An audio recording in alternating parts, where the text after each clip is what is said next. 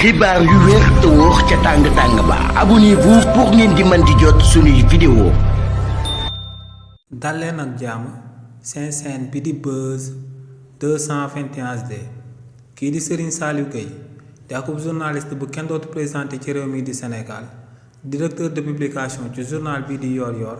démb convoqué woon nañ ko daal di koy auditionné jëmale ko ci plainte bi nga xam ne journaliste bii di Babacar Fall daal di nekk ca TFM moom moo ko amaloon daal di koy jëmale ci jëmmam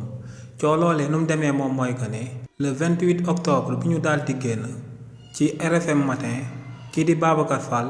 dafa interviewé woon kii di Madiambal Diagne mi nga xam ne aku fugitif la bu daal di amal akum ñaawteef ci réewu Sénégal ba noppi daw daal di toog France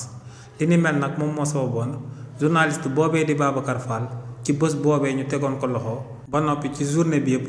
ñu ko doon auditionné jëmale ko ci lu sabab mu daal di amal li ni mel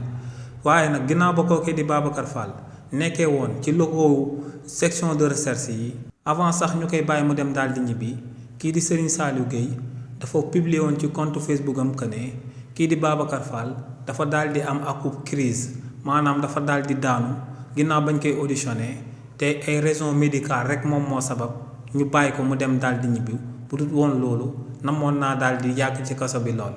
ginnaaw nag ba kookee di Serigne Saliou Gueye amalee publication boobee ba Babacar Fall génnee dafa jëloon akub plainte daal di koy teg ci ndodd kii di Serigne Saliou Gueye ndax ne lu mu fësal ci publication boobee du lenn lu dul ay sos ne Serigne Saliou Gueye yàq derem kese dong moom moo sabab mu daal di fësal